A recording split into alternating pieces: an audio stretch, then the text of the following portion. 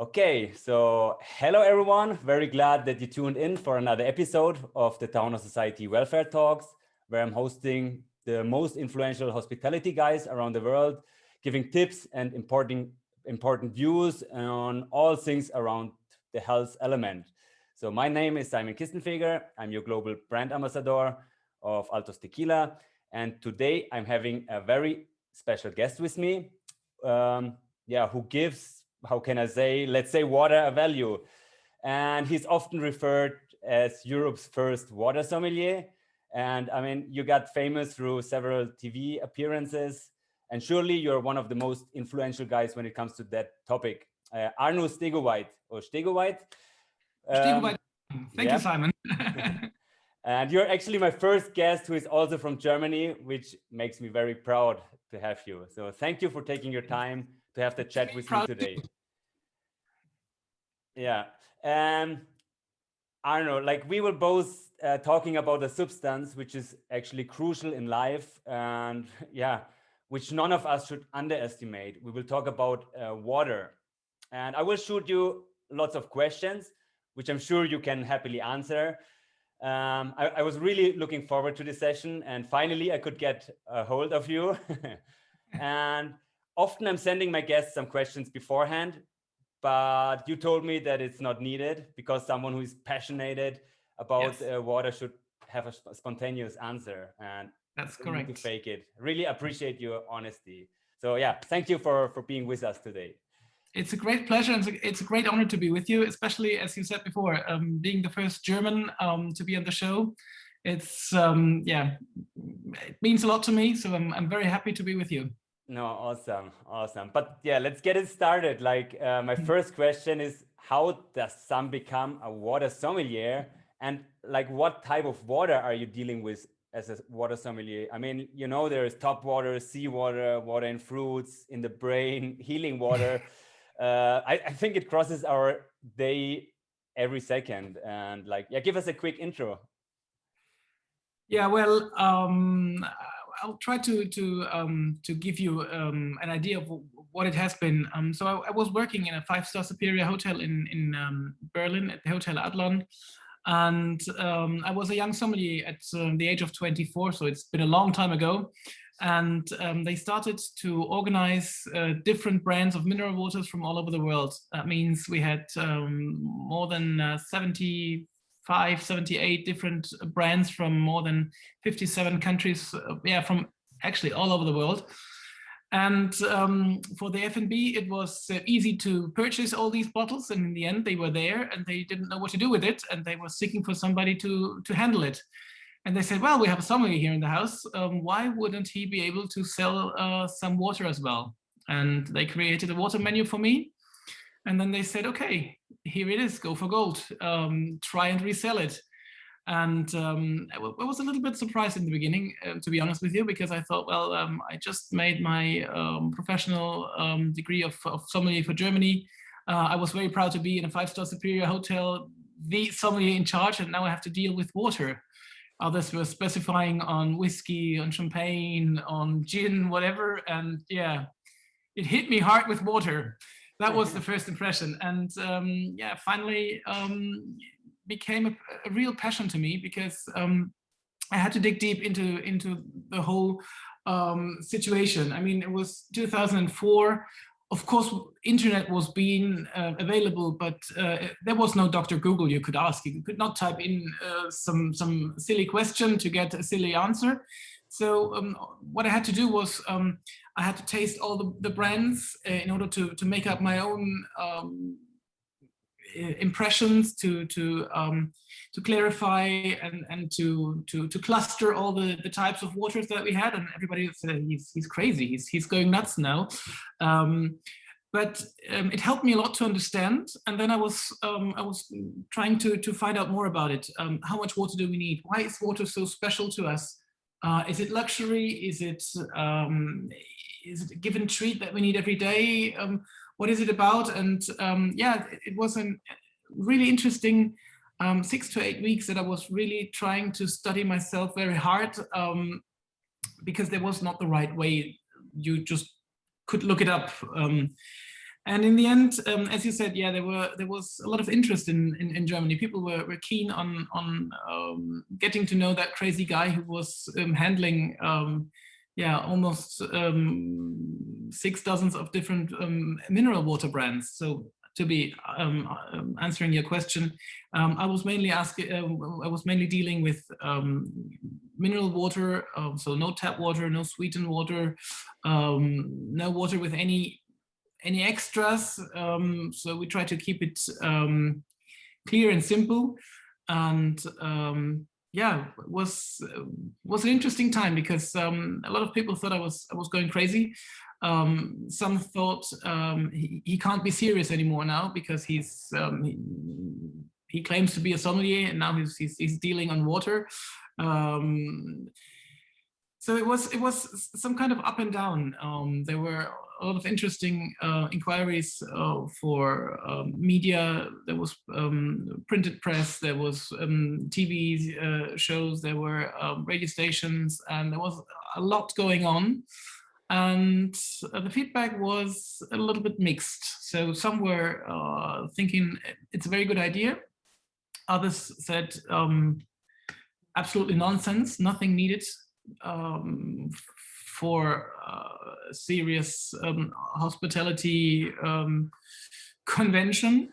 And I said, yeah, well, but there's more, to me, there's more about it. And finally, we succeeded not only by the marketing part, but when you start thinking about a product like water, there's nothing you can sell as easy as a bottle of water in any hospitality area, in a bar, in a restaurant, in room service, at big venues. As you know, or as you might know, in Germany, mineral water, bottled mineral water is highly expensive in the drinking menus. So that's something to make revenue with. And you can earn a lot of money because the purchase costs are low, the resale price is really high. So the margin is extremely outstanding. And I was working, or I was focusedly working in a Michelin star awarded restaurant. So we had 10 tables on average. And we sold at least a bottle a day per table more. That were 10 bottles a day by 20 days a month. So that was the salary of a normal waiter that we were earning extra on for nothing to really work on. It was just a little bit of giving some information to our clients, being a real host, getting in touch with them, and doing nothing else than making a wonderful experience on wine was to give them an experience on water. And the easy part was that usually two people don't like the same water, especially when it comes to carbonation. Many women prefer lower carbonated water, less salty, more elegant, more discreet. Whereas the guys, when they try to enter the room, they want to be, I'm here, bring me a water with easy and really salty. Right. I can do it and I can handle it. And so that was really interesting. If you serve the right water to each of them, they are willing to drink a lot more. So you don't just sell one bottle in the beginning, but you have already two on your paycheck or on the guest's paycheck. And in the end, usually in these long-lasting menus, you sold at least a third and a fourth bottle. Whereas on a normal day, you would just serve two bottles of water. So it is an issue. Having more than 70 different brands, I don't know. Well, that was overdue and overdone, and probably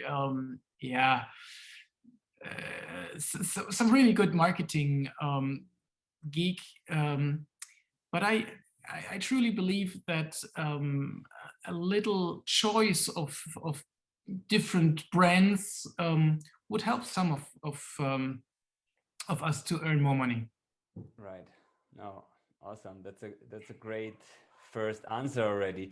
And another question is like, how can I determine which is the best water for me? Like what features are you looking for in a water? Like, I don't know, is it like connected with the carbon footprint? Should I consider local production? Must it be untouched by humankind, like minerals? How can I detect it? Because for me, until like 5-6 years ago, water was water, and I didn't put too much thought into it until I really looked it up. And I was like, first, as you said, like some were smiling at you, maybe you're a water sommelier, but as more I'm digging into it, it really makes sense to me, like 100%. I switched actually all my wine or champagne bottles. I have a champagne rack, and I switched it lately to, I think, 20 different water bottles, and I'm trying them, and it's really fun. And I think I see really the value in the water if you have the right water. But how can I actually determine that? Well, that's probably the toughest question of the whole evening. How to detect what is my own preference. So water is something that is really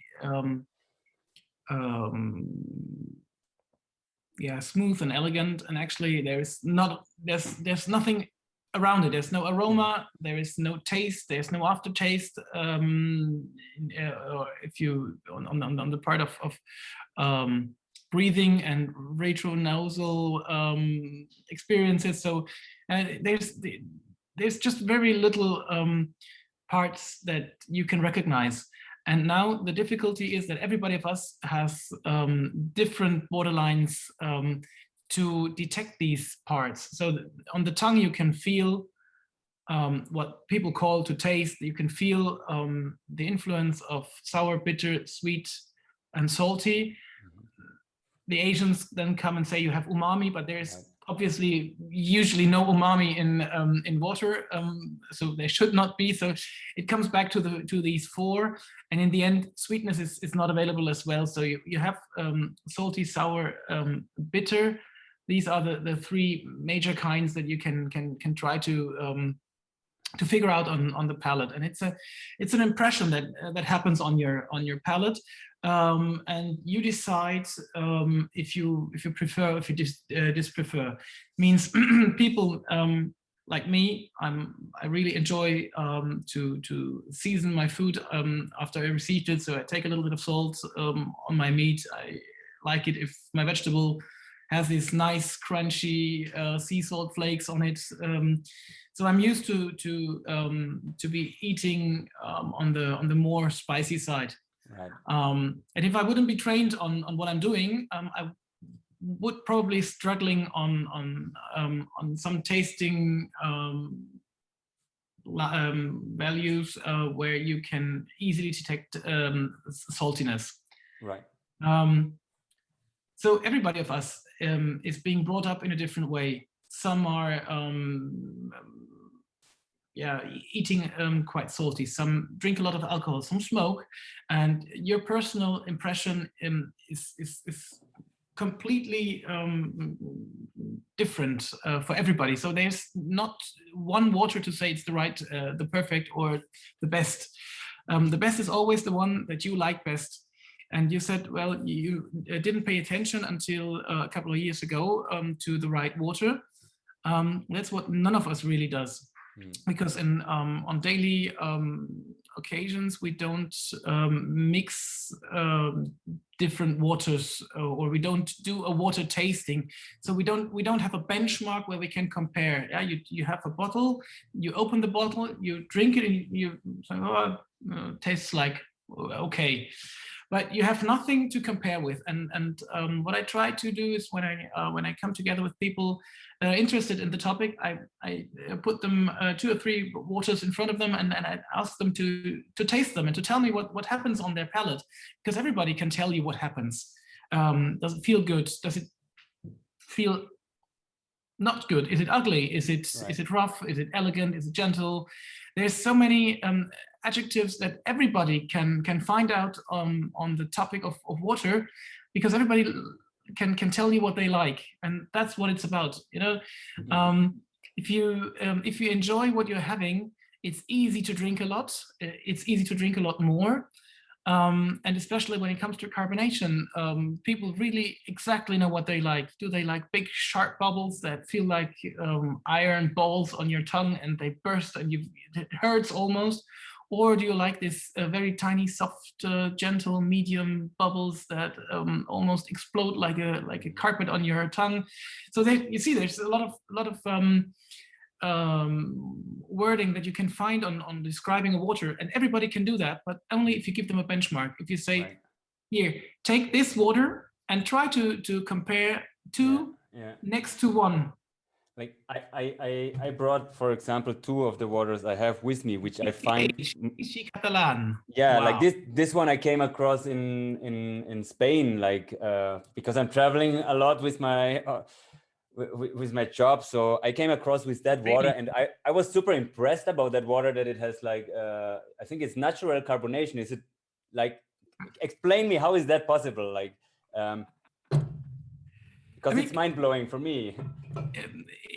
It's mind-blowing intensive, and it's really it's one of the most expressive waters I've ever tasted. There's some, we call them in German Heilwasser, so there's medicine waters. I'm not sure if that one, they say this is das lebendige water, which means it's a living water, which I'm saying, okay, what is this term? You know, there are a lot of terms which makes it kind of tricky for the regular consumer to determine which is a good water and what is just like a media trap, maybe.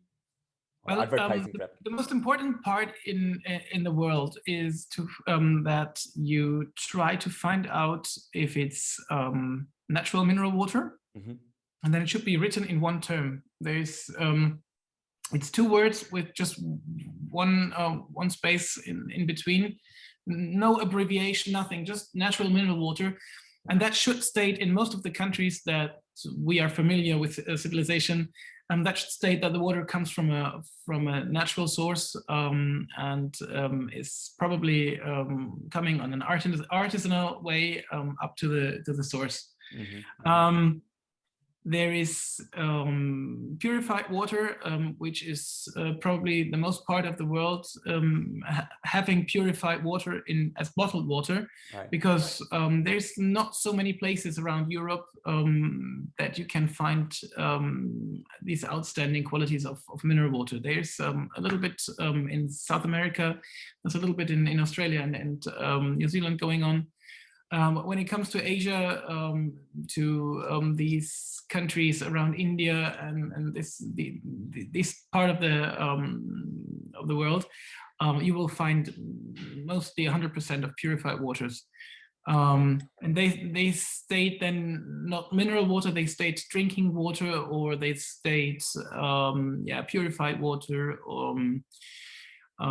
Some do say it's well, what else do we have? There's a couple of more of not so nice wordings for these products. And when it comes to Germany, you said it's lively water. It suggests you there's liveliness in it. But yeah, well, that's just something to find out for the customers. Right. You prefer to drive a car that has 4 wheels and a steering wheel, and maybe your friend prefers to drive a very expensive Italian car. It also has 4 wheels and a steering wheel, but the difference in pricing and the difference in mind value, it's just it's just a part of what you want to be and who you want to be and what you want to state with what you're drinking. Like the pricing. I just read a study actually which said like the expensive waters were often having more impurities than medium price ranked. Like, you know, that the terms of the media, the false advertising, maybe, I don't know, what should you be careful with, right? Like, as you say, so a very good natural water doesn't have to be expensive. That's just a given. I mean, water should come from a a source and from a well that's underneath our surface. And actually, the costs for water is nothing.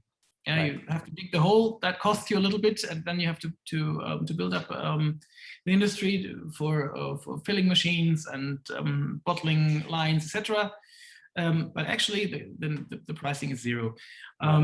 When you have to build up your brand and you hire some high-class Hollywood stars, of course, this will affect your pricing level and your image and your state of the art, your status quo.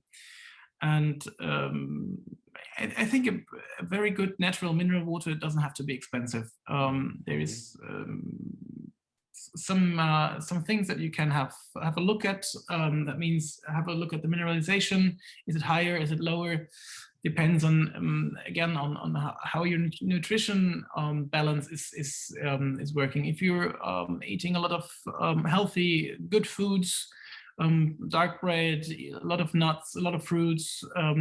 If you have a little bit of everything during the whole day, there's no need for the VCH from Barcelona. But if you are very sportive and you have to prepare yourself and you have your diet being focused on a special event, and you're looking for more like high intense, high intensive, yeah, exactly. Then you need to look out for some essential minerals, and they are contained in mineral water, and that's the interesting part about, if you call it natural mineral water. It contains something that our digestive system needs every day, which we can't produce ourselves, like sodium, like calcium, potassium. There's a lot of things that we can't produce ourselves, but we need on a daily basis. And would you say, like a tap water, is there a danger of tap water, for example? Like, of course, in some countries you are per se not able to drink them. Like I'm very often in Mexico, for example. But I mean, there are some filtration methods. Is there anything you could recommend? Like, you know, I brought one with me, which I'm using, but I'm letting the water run through a couple of times. Like it's a hand filter. Often I heard like there's a reverse osmosis system, but I don't know if it might be too filtered. I don't know. I heard about that as well, that you have no more minerals.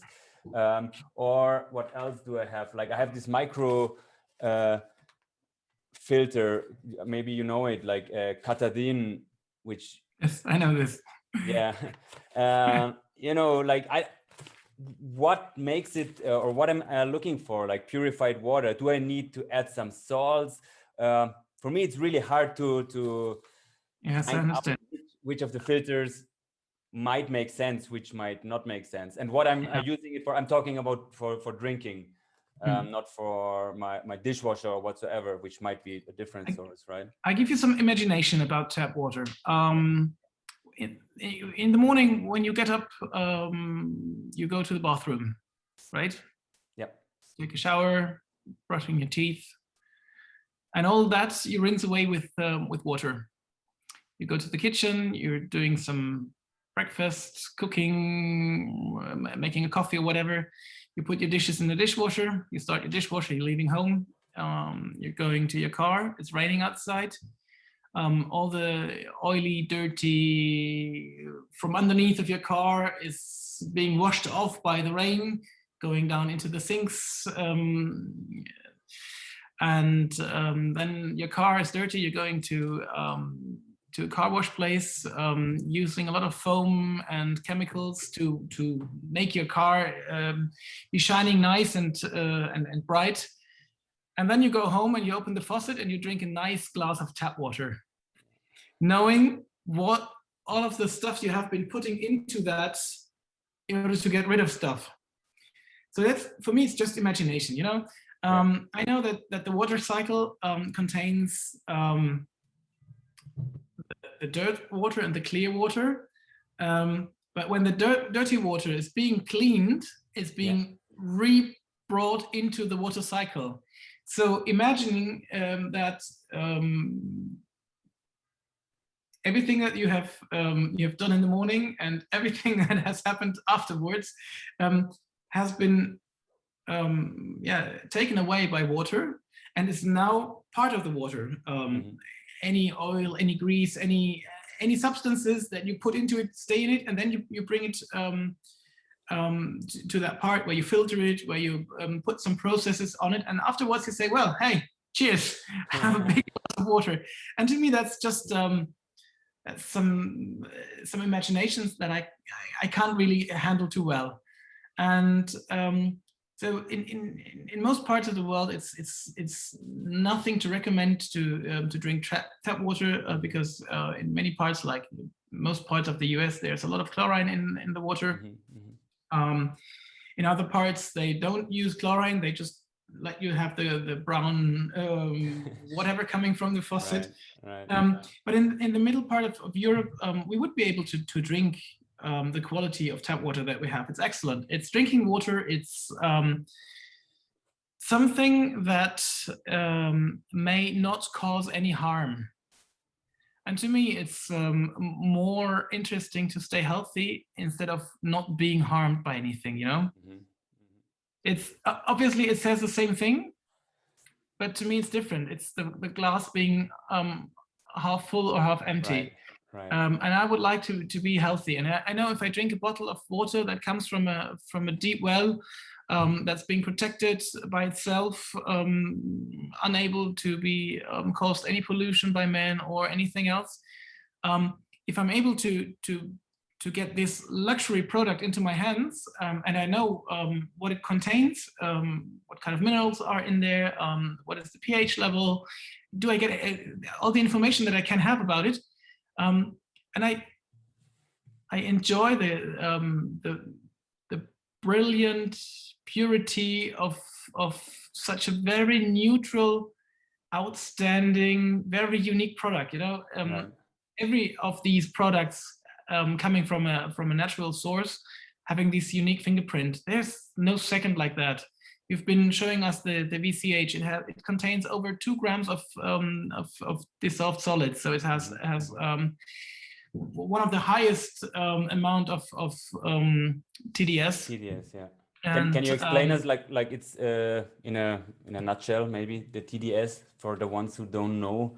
The TDS is anything that is dissolved, any elements that are being dissolved that are contained in the water. That means it's the ions that are being dissolved into liquid, and they are positive and negative, and they make up the mineralization, like sodium chlorine, magnesium, calcium, any kinds of these things, and they are dissolved. That means they are not being put in small pieces in the water. So they are dissolved. That means the water has adapted these ions, and they are in charge for the taste of the water. Yeah, they make the water feel rough or salty or bitter, or makes a tickling on the edges of the palate. So that's the interesting part about it, actually. Right.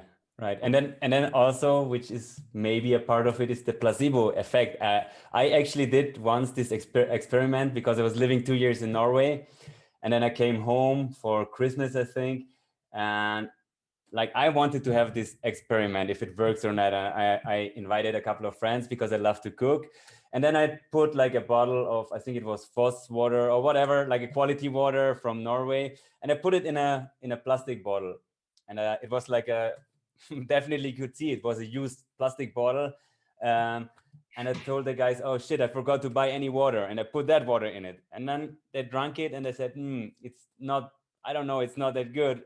Better let's go to the supermarket whatsoever. And then I did it with another friend, and I put the tap water, or what it was, in a really nice vessel. I put some stones in it, and everyone was, and I told them this is amazing water from Norway, and like I tricked them, and everyone was like, wow, this is amazing. Do you believe in the placebo effect? And I think there's a book which I brought, maybe you know them from, what's the guy, Masaru Emoto, who made studies on... He's the best teacher in the world about making photographies about water. Yes. So he's able to make a picture of the crystal structure of water, and he can show you exactly if the water is still alive, yeah, or if it's broken dead. Well, you need to believe in this. It's a little going into the esoteric definitely part. That means faith and trust are big parts of this game. But he's a scientist, so what he does obviously is not just believing. So he's a renowned and well-known scientist from Japan, and it's interesting what he does, and that he's able to do it. And following him a little bit means to be willing to understand all around the topic of water. But coming back to your question, yes, imagination is something that a sommelier is working every day with. You are one of the famous bartenders in the world. You know what it means to play with people's imagination. So it's always the imagination that keeps people in a certain mood, you know. When I served the wine as a young sommelier, I always said half of the truth is the label. Right. So you play with the emotions. Find me the right label, and I will love it. Bring me the wrong label, and it's like I don't know.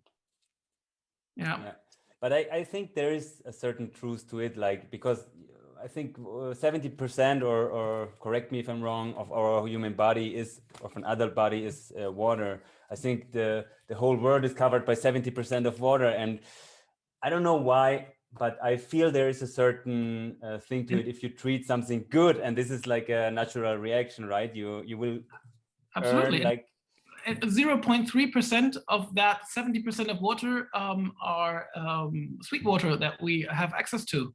So only 0.3% of the whole amount of water that is available in our atmosphere has the ability to bring life and life and joy to us. I mean, you know, you can easily get along a couple of weeks without any food, but there's only 48 hours without liquids. There's only breathing, which you wouldn't survive for less amount of time. It's crazy. So it's really crazy. This is something that we really don't focus enough on. What kind of luxury and outstanding specialty this product means to us, because for us it's available. It's nothing that we have to fight for. At least not we don't have to. There's a couple of regions already in the world that are fighting for water, but we don't see the value of water because there's plenty available.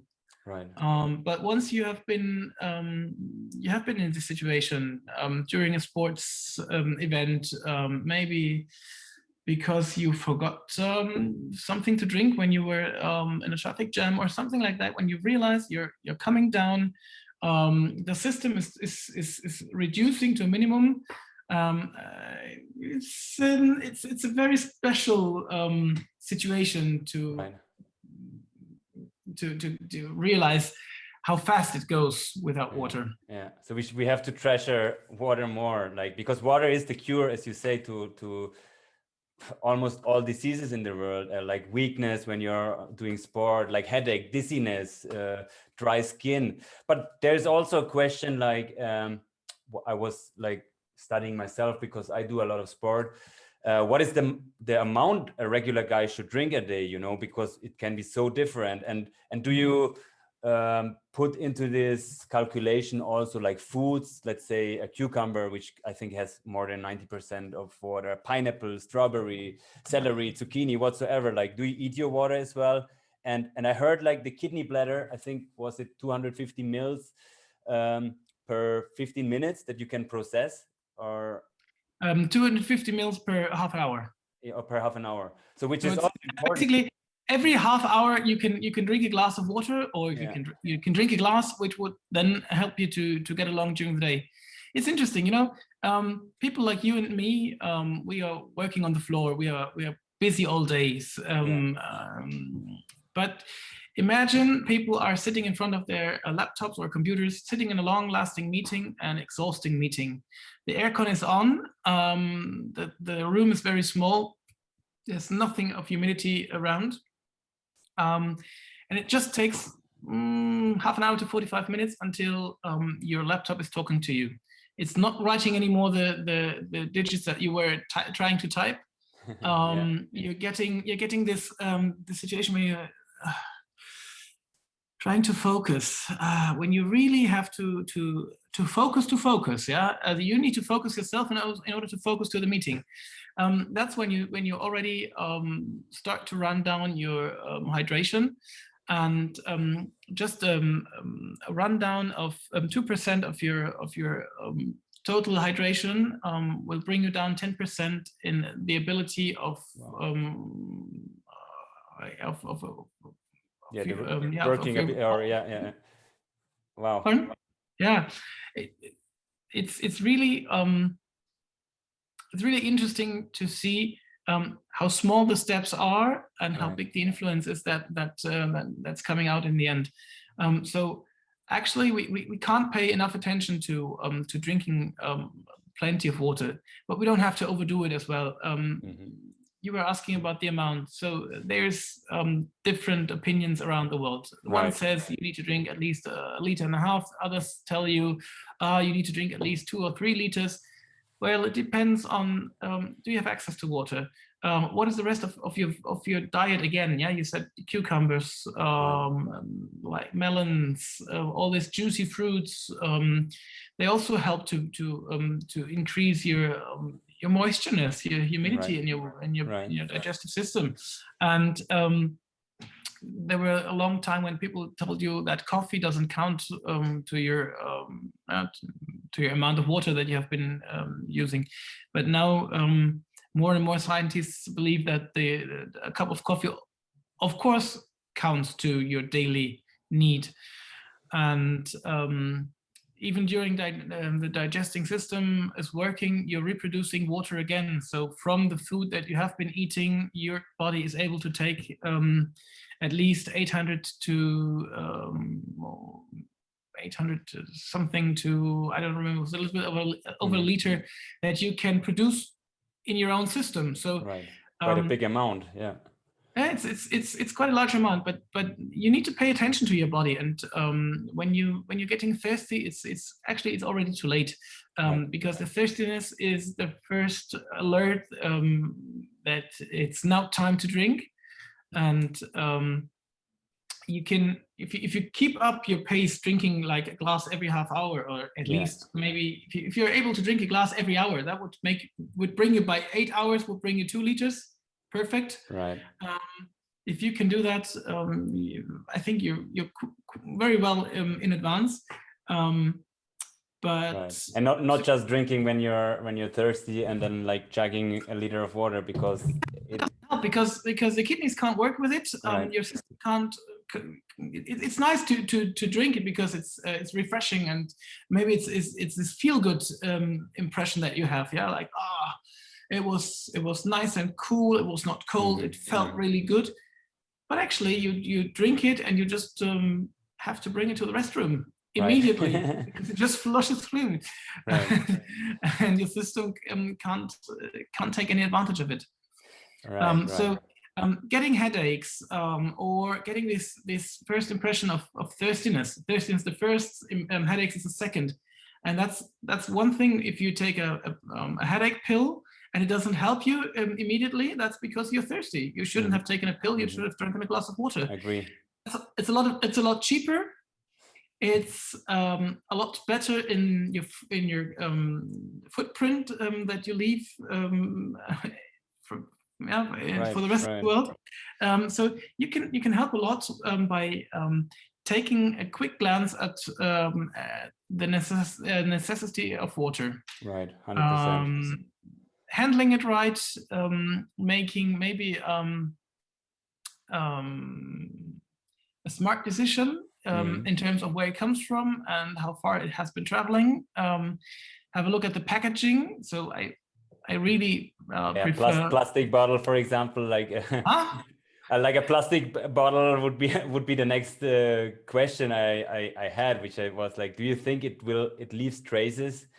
Yeah. Like I think lately I was listening to, I don't know what it exactly was, but they were talking about the plastic bottles, and they said, you know, one drop of oil can actually destroy hundreds of liters of water.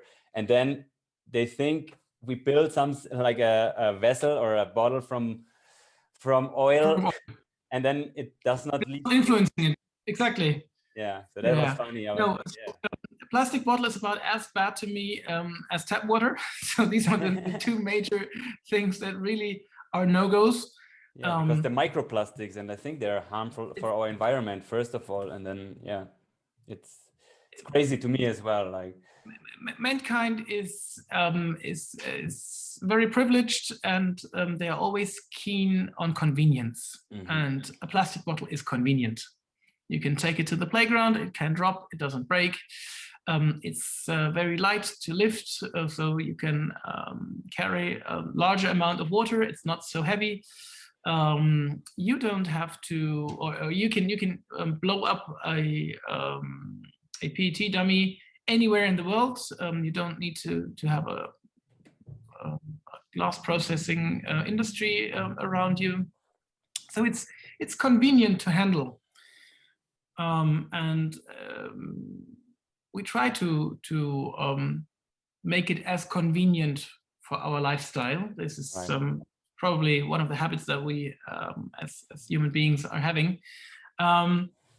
But I believe that that the plastic has several problems and issues according to the product of mineral water. One is that it's influencing the taste. The second is that as a given,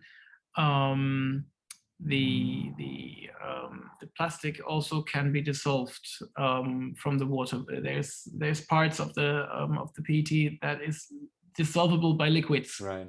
Water is obviously a liquid. And I think they did like a study in any lemon taste, you will find these flavors. Store it for a long time at a decent place, and you will find these flavors. Right. Or like an onion. You can make this. We made this experiment with an onion next to the plastic bottle, and you could smell, you could taste it actually. Like it. Absolutely. We've done it in a tobacco store.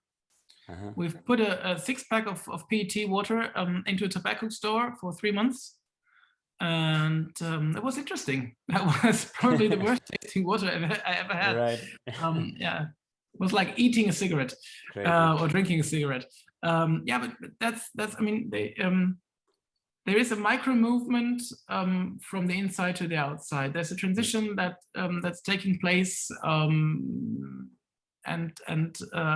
plastic is not as close as they pretend to be. Of course, there's no liquid coming out of the plastic, but still, it's able to transfer gases and aromas, and the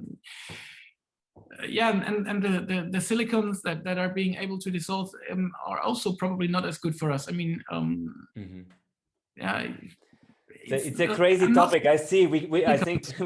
I think on that we could everyone else who's watching that, like, you have we have to educate ourselves more, and we have to spread the word, because really I banned plastic for a long time. Sometimes when you're really thirsty and you're traveling, like let's say 8-9 hours, okay, you have to take this bad decision, but in the end, really try to go always with glass. And I think it will influence our whole life as well, because we are more conscious about it.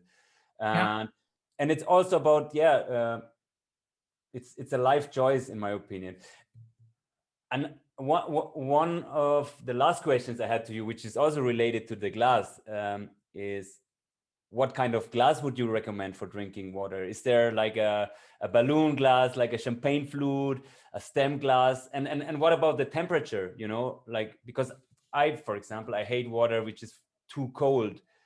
Maybe a sparkling water would be an exception, which I don't drink too often, but I don't know. This is like the Chinese medicine, I think.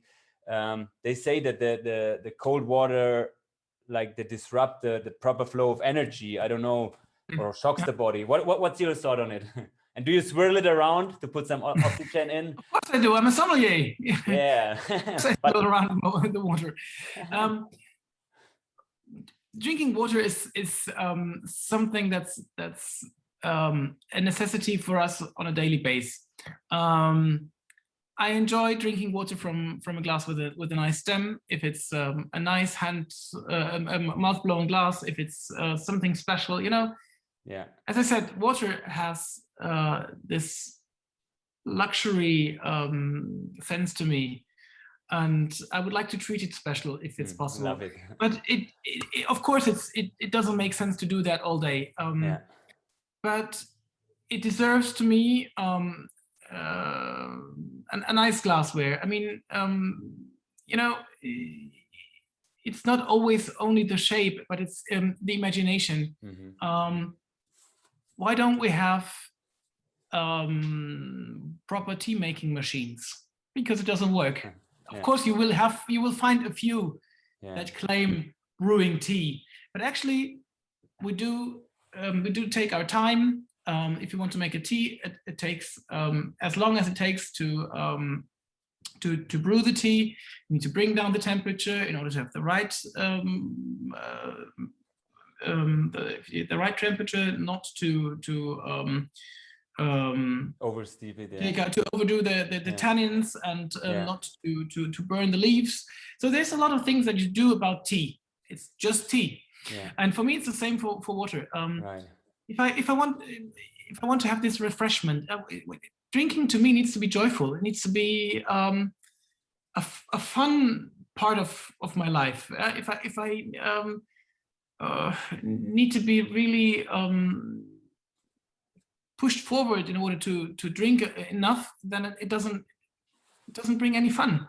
And drinking water can be fun if you find the right one. And the easiest way is to find your product, and then look for your most preferred cup or glass or whatever you really enjoy, and it makes your life a lot happier. And so, of course, as I said, a stem glass would be nice. I prefer that, but not during all the day. When I like when you play soccer and then you're like, wait a second, I need to drink a glass of wine. Exactly. No, I think it's always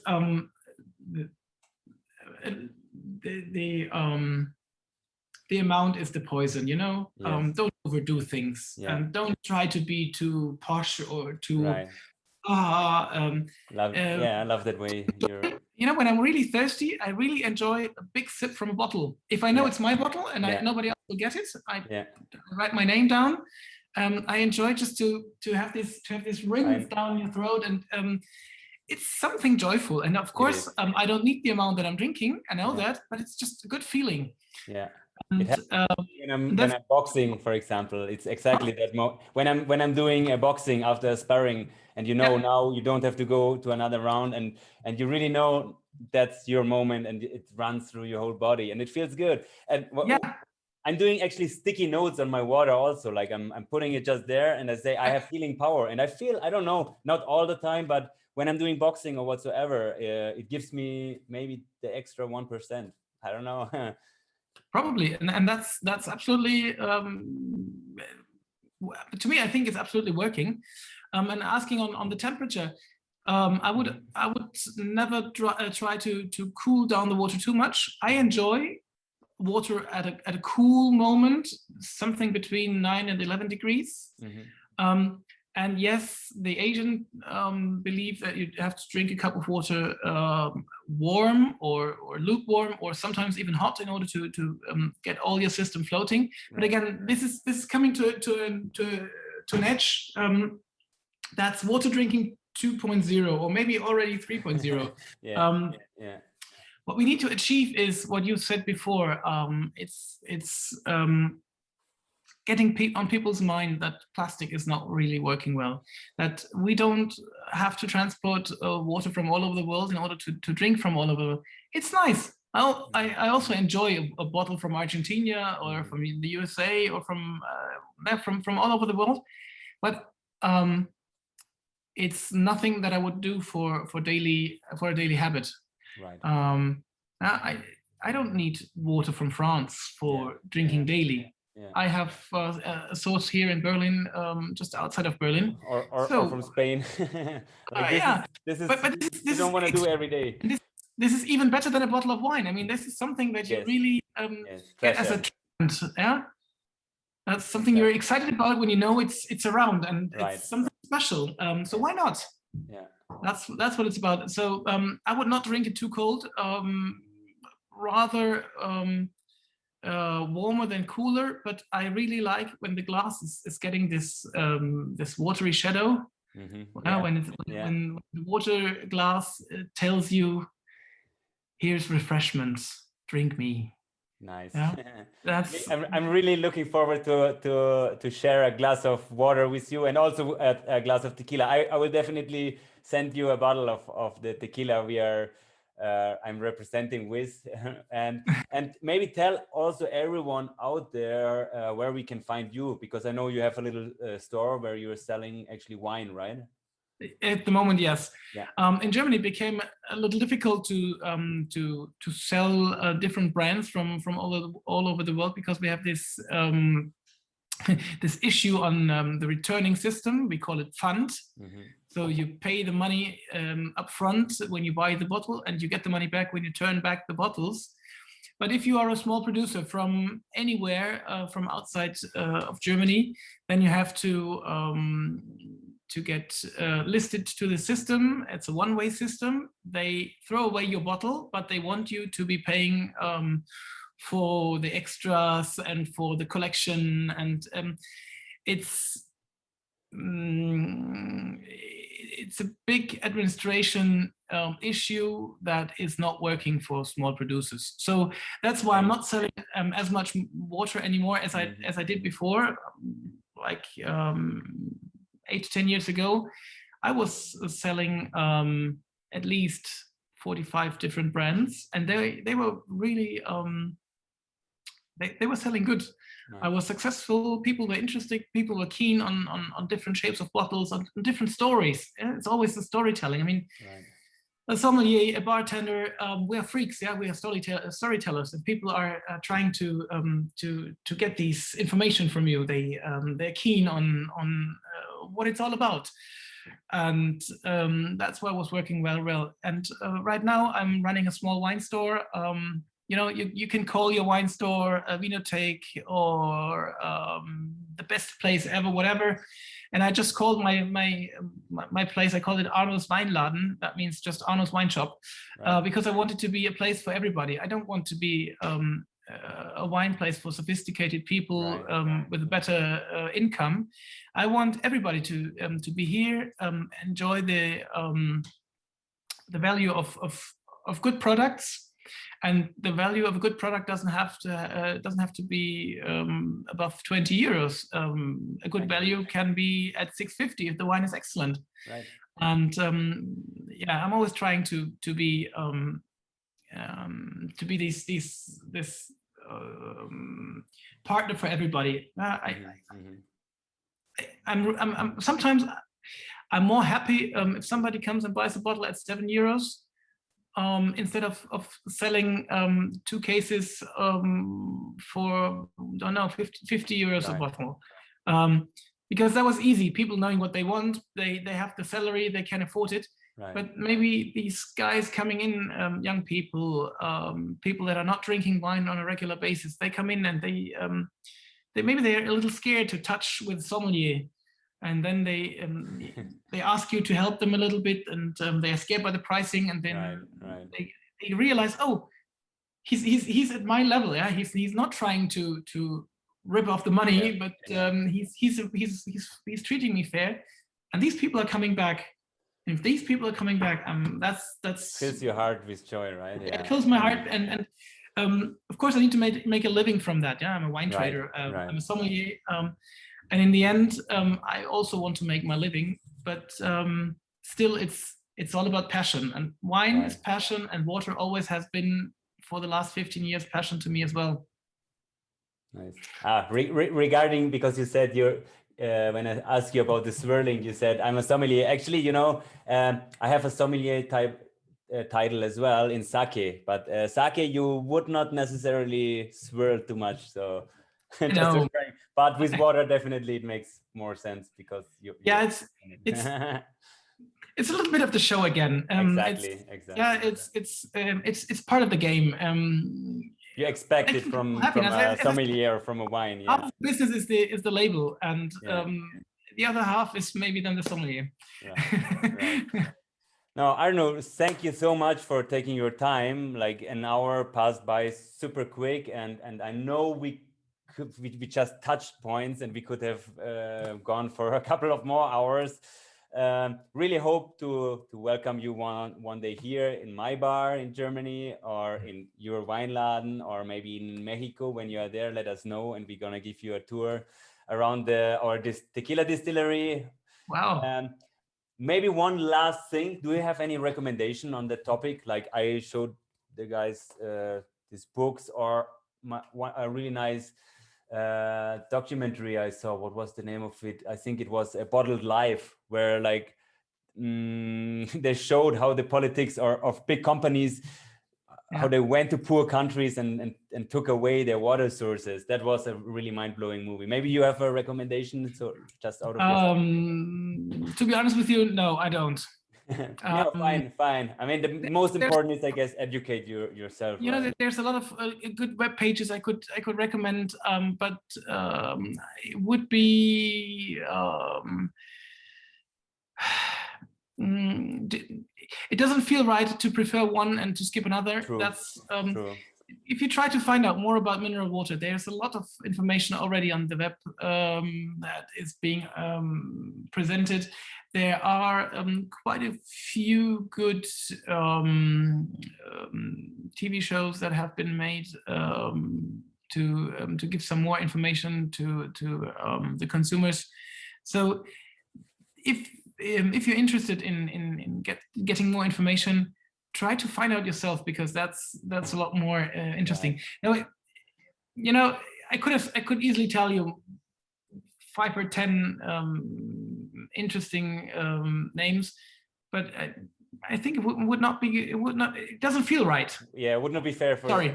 Yeah. No, cool. No, thank you so much, Arno. It was a pleasure to talk with you. I think a lot of viewers learned a lot about a topic we don't dive too deep into normally, and really thank you so much for taking your precious time. It was hard to get hold of you, as I mentioned earlier, but finally I got you, and really thank you so much. I'm happy you got me, and it was a great pleasure to be on your show. Thank you so much. No, thank you.